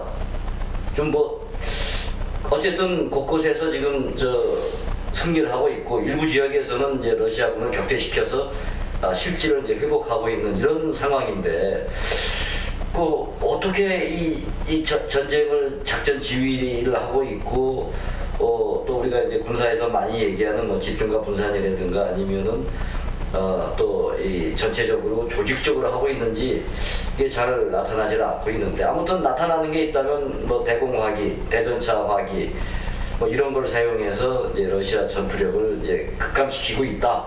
그 다음에 이제 저격수들이 러시아 장군들을 최근까지는 한 6명 정도 이렇게 저격했다. 이제 그런 보도들만 나오는데 나중에 이제 러시아군에 맞서 우크라이나의 군이 어떻게 이제 작전을 했는지는 좀 살펴볼 필요가 있습니다. 자, 이제 중국에 대한 말씀을 드리면 중국은 3가지 측면에서 접근을 해요. 첫째는 이제 러시아와 미국 사이에서 어떻게 할 것인가 하는 이 문제인데 중국은 이제 러시아와의 준동맹 관계도 중요시 생각을 하지만은 그렇다고 해서 미국이나 또는 유럽과도 이게 적대 관계가 되는 걸 전혀 원치는 않습니다. 그러니까 어떻게 보면 애매한 입장인데 이것이 중국에게 덕이 될지 해가 될지 그건 조금 이제 두고 봐야 됩니다. 이제 어떻게 움직일지. 그래서 러시아 측을 지원하는 입장도 있어요.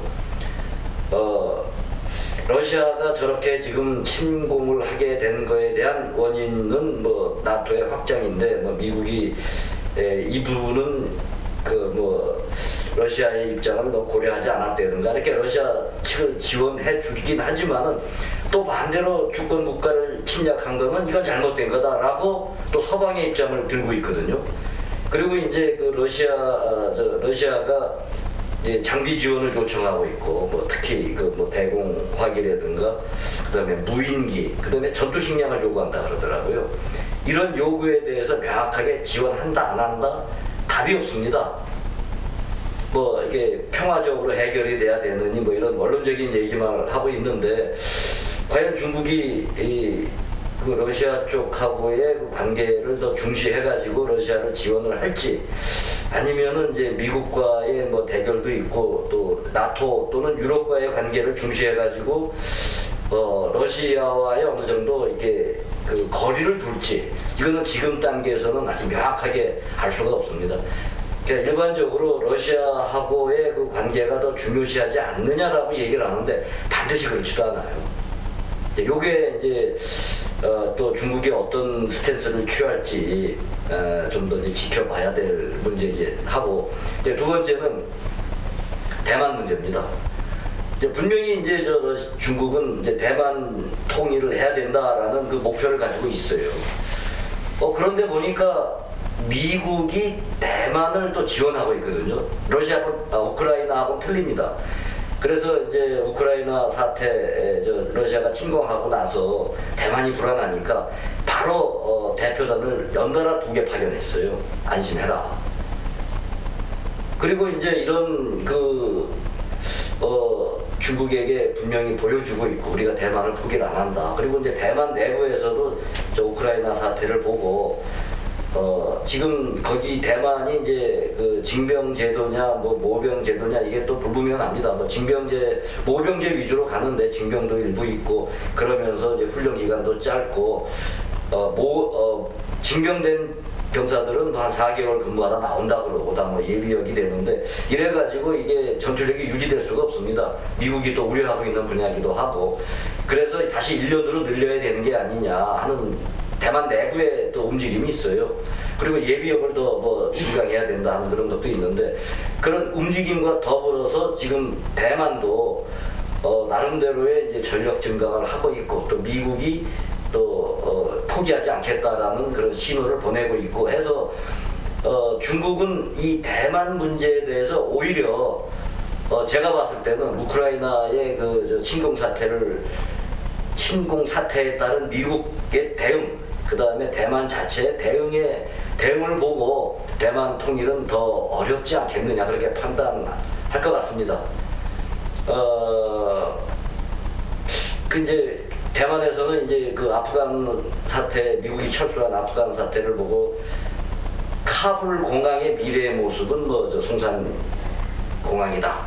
그리고 오늘날의 우크라이나는 내일의 대만이다. 이런 비난 우려들이 많았어요. 근데 그거에 대해서 오히려 이제 미국이 안보 공약이 더 이제 좀 명확하게 하고 있고, 이제 그 다음에 이제 대만 자체에서도 이제 전력 증강 모습이 나오고 더 어려워질 거다. 저는 그렇게 보고, 그래서 이제 중국이 대만을 통일시키기 위해서 택할 수 있는 게 정치적인 겁니다. 대만하고 중국의 관계가 가장 좋았을 때 차이완이라는 얘기가 있었어요.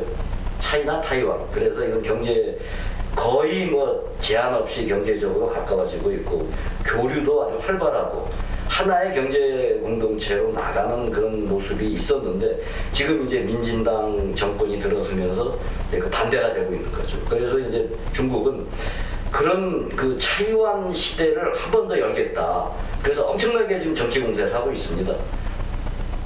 지금 차이잉원 정부의 어떤 실정들을 계속 홍보하고 있고, 그다음에 이제 다음 총통 선거가 이제 2024년 2년 후에 있는데, 2년 후에는 이제 지금 국민당 정부가 집권하기를 바라고 있고, 거기에 계속 지금 노력을 하고 있어요. 오히려 제가 봤을 때는 중국이 무력으로 대만 침공은 더 어려워졌습니다. 대신에 이제 대만 내부에서 이제 정권 교체를 통한 그런 차이완 시대를 열어가는 것으로서 자연적으로 평화 통일에 더 이제 힘을 실지 않을까, 저는 그렇게 보고. 그래서 아까 제가 좀 말이 길어지지만, 이제 중국이 봤을 때 이제 러시아와 미국과의 큰 대국 관계, 그 다음에 대만 문제 말씀드리고, 그 다음에 우리 문제입니다. 저는 푸틴이 우크라이나는 러시아의 일부였다, 이런 얘기를 듣고 아주 그냥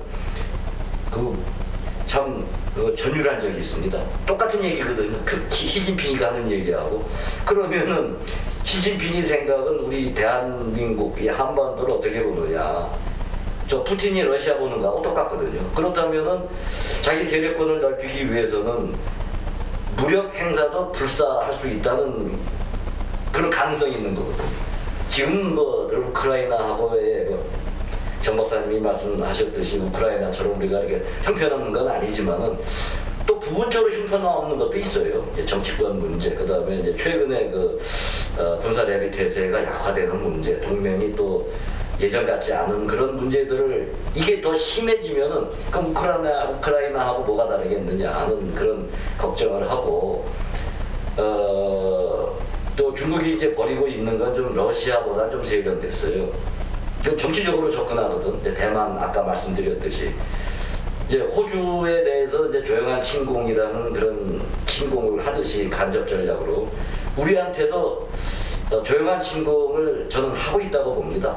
이게 곳곳에서 친중 세력이 커지게 되면은 똑같죠. 뭐 이제 친중 세력이 이제 그 중국하고의 관계를 중시하고 그 다음에 이제 중국에 더 의지하게 되면서 우크라이나의 친러 세력이 이제 러시아와 동조했듯이 이제 그렇게 되는 상황이 되면은 이제 우리도 정신 차려야 될 때가 아닌가. 그래서 중국이 벌이고 있는 조용한 침공에 대해서 우리는 경계심을 가져야 된다. 사회 곳곳, 정치, 경제 뭐 모든 것 할 것 없이 이제 어떤 모습이 우리가 될지 이제 군사는 물론 이제 강한 이제 군사력을 가져야 되고 저 북경 불바다를 만들 수 있는 무슨 강력한 수단이 있어야 됩니다. 뭐가 됐든 간에.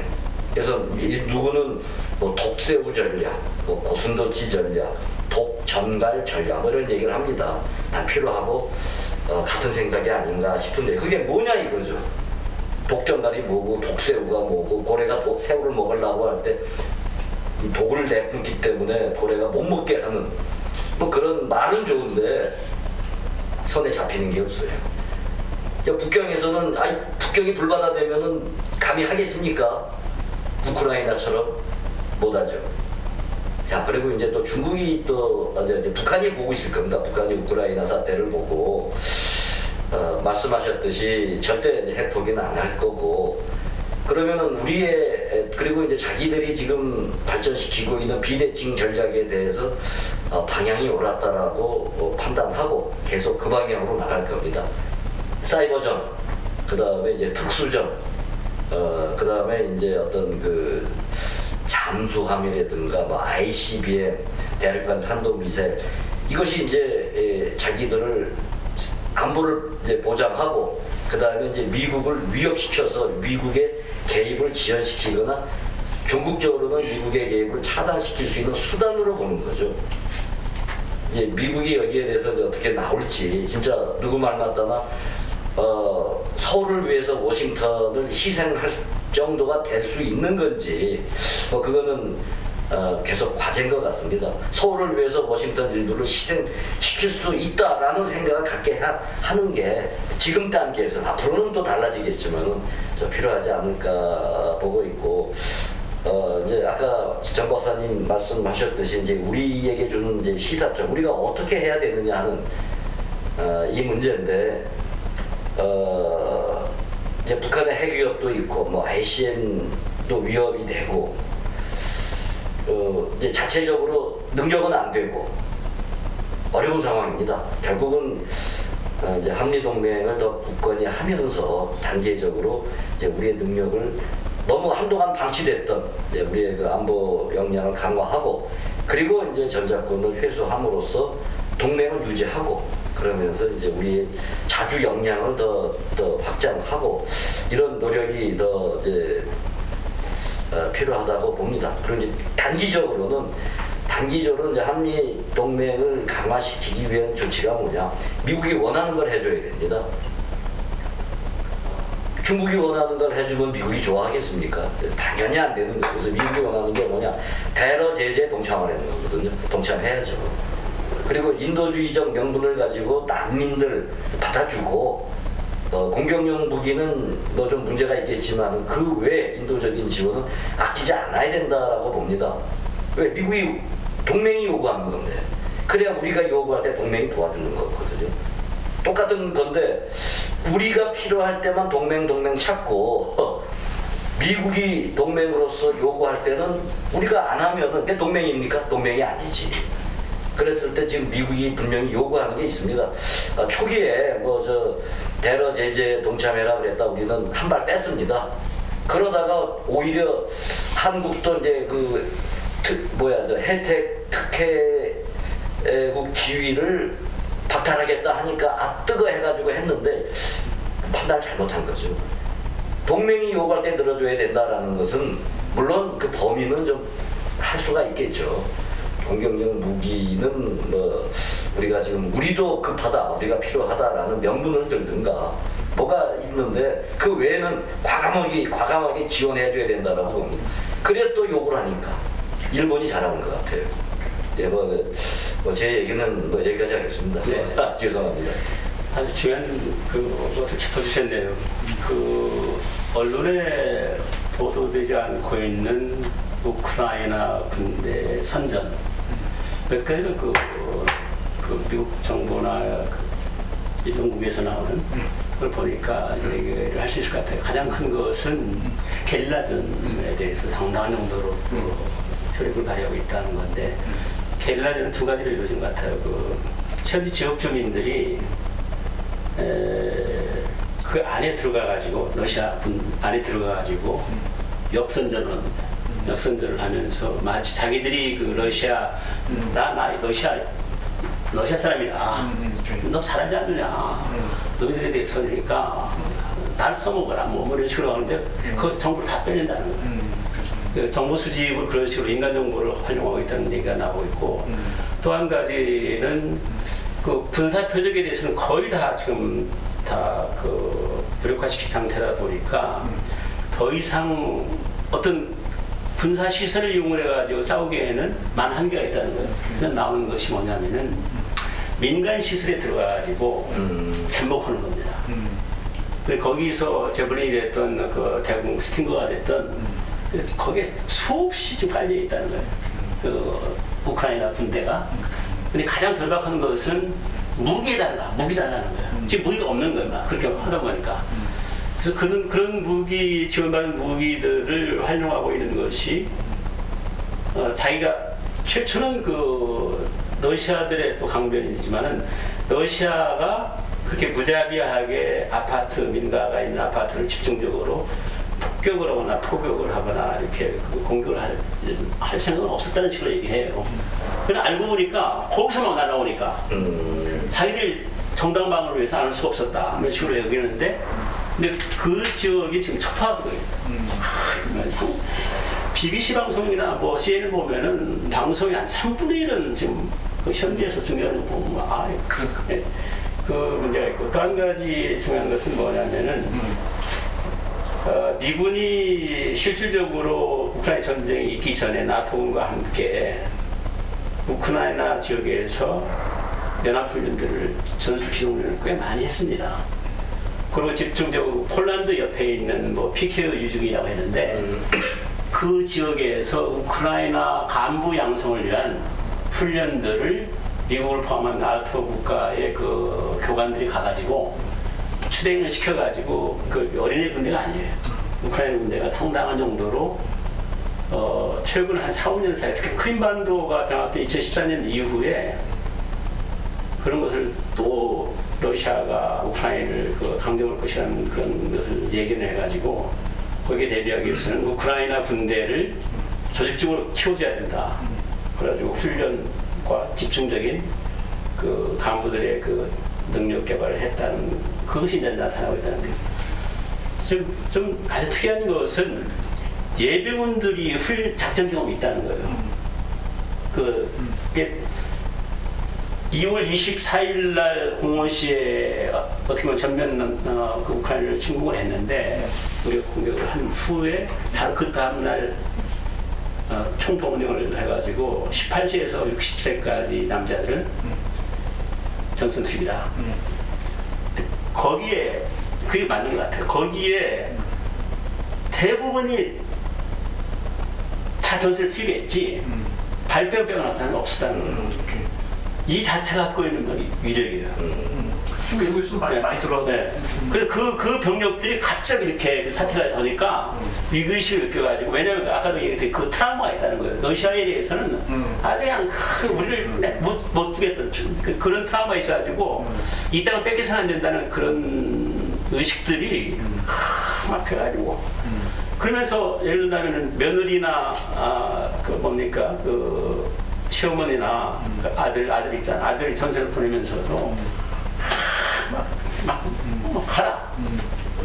그런 분위기가 이 선전하게 된 그 결정이 계기했다. 그리고 그 많은 동원됐던 예비군들도 의외로 돈바스 지역이나 크림반도 지역에서 전투 경험이 있었던 사람들이 직접 전선에서 투입돼가지고 해서 의외로 작전을 그렇게 완전히 밀리지 않고 어떤 경우는 역습도 하고 반격까지도 하는 이런 것이 있었다는 얘기가 있고 또 재미있는 것은 역으로 아까 잠깐 얘기를 했습니다만 러시아 군대가 저렇게 전투발을 제대로 못했던 여러 가지 이유 중에 하나가 아주 그 재밌는 데서 찾는다고 투입되기 전에 전선에 투입된다는 사실 거의 몰랐대요. 그럼 마음의 준비가 안 돼 있다는 얘기예요.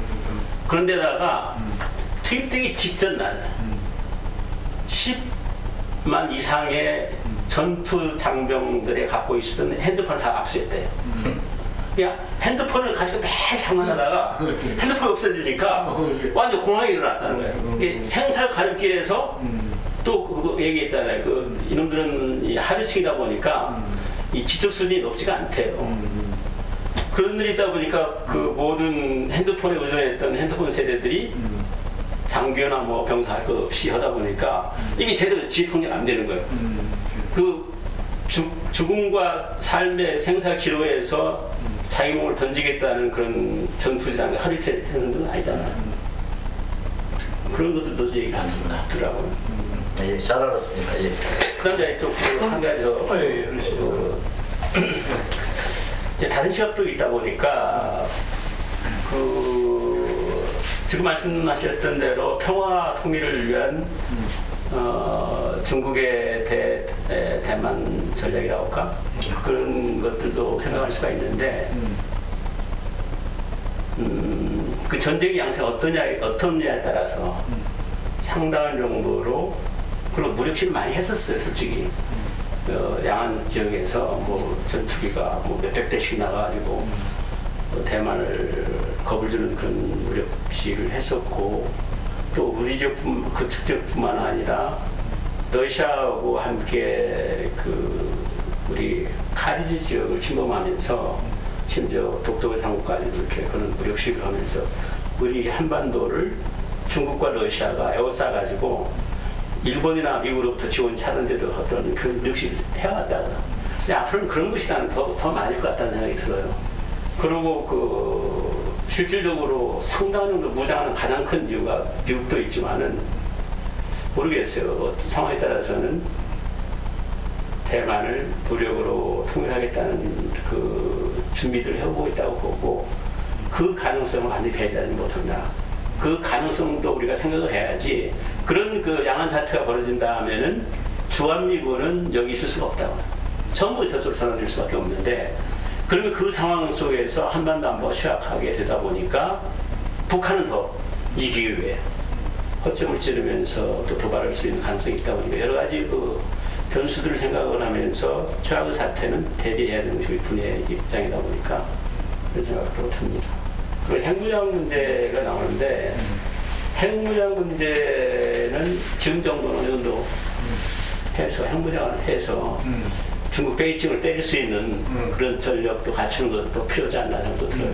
그 다음에 이제 확장 억제를 할 수 있는 가장 중요한 그것은 확장 억제 전략을 운영할 수 있는 전략 자산들이 수시로 한반도에 와서 테스트하는 것이 훈련이거든요. 그렇지. 그런 것이 없이 하면은 북한도 전혀 이게 작동이 안 된다고 생각하다 보니까 핵을 가지고 지금 얘기가 하잖아요. 북한이 핵 가지고 뭐 우리가 너희들 뭐 칠 수 있다는 식까지 겁을 주는데 그런 최악의 사태도 대비해서 우리가 준비를 한미간에도 해야 된다는 얘기를 하고 싶어요. 그래서 우리가 다 이야기한다. 이게 또 우리가 토의 의제? 토의 의제가 어디 갔어? 그 다 나온 것 같습니다. 다 나왔어요. 네, 다 나왔어요. 예. 자연스럽게 다 나왔어요. 뭐 딱. 예. 전쟁인가 특수군사작전인가 러시아 쪽에서 한국의 우크라이나 지원 얘기는 우크라이나 전쟁 좀만 그 북한을 우크라이나 어떻게 보고 있을까? 예. 예전에 북한을 그래서 그 지금 우리가 뭐 아주 그 항상 이야기하는 것처럼 그 평시에 그 땀 한 방울이 결국은 전시에 피 한 방울이다. 그렇죠. 그건 뭐 그 확장 억제 점 당연히 훈련을 통해서 그렇게 해야만 된다. 그래서 이제 우리 군도 그렇고 이제 정말 유사시를 대비해서 전장 상황을 가정해서 네. 군대가 이렇게 훈련하고 준비하지 않으면은 안 된다. 그걸 보여줘야 돼. 그걸 보여줘야 된다. 숨어서 듯이 말 그 시뮬레이션이나 하고 그건 안 그렇지. 그럴수록 더 평화를 찾을 수 있다. 더 네. 우리가 준비할 수. 이거를 우리가 확실히 알아야 되겠다. 그런 생각이 드는 것 같습니다. 다 얘기했나요, 우리가 지금? 예, 다 커버를 했어요. 그래요. 하여튼 끝까지 봐주시는 분들 고맙습니다. 또 이 정책 결정하는데 우리 그 의사 결정자들이 정책 결정자들이 좀 도움을 받았으면 하는 바람입니다. 여기서 마치겠습니다.